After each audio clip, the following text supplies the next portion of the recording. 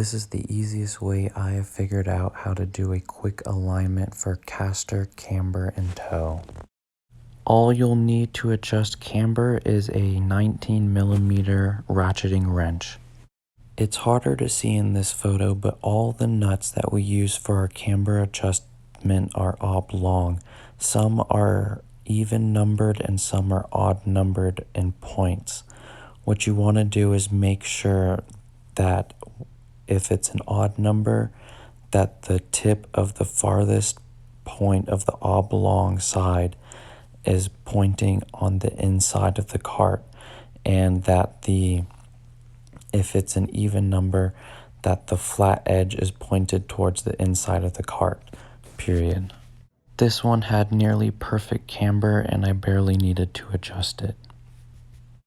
You'll need two 13mm wrenches, preferably not ratcheting, as well as a level app to adjust the Castor. Next, for Castor, you're going to want to undo the bolts on this, but they're each counter threaded, so righty loosey, lefty tighty.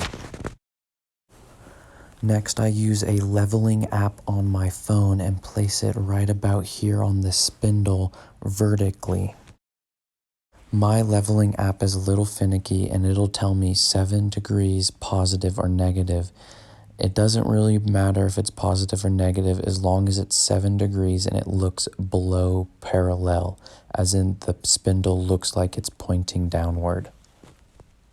You'll need an Expo marker, a 13mm wrench, and a 7/8 or 22mm wrench to adjust the toe in and out. This is a bit difficult one-handed, but you're going to want to put the 7/8 wrench on the end of the tie rod and the 13 wrench on the nut and undo it.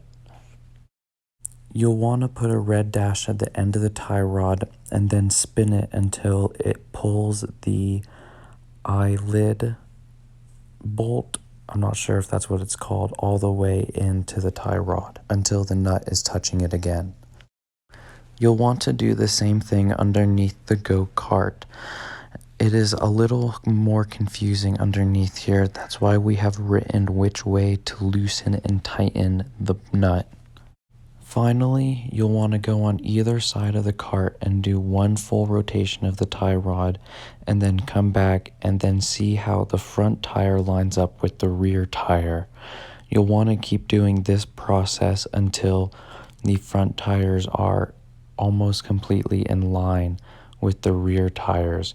You'll want the front tires to be slightly toed in. One side might need a little more adjusting than the other. That is normal. Just make sure to always make sure that your steering wheel is in the middle position.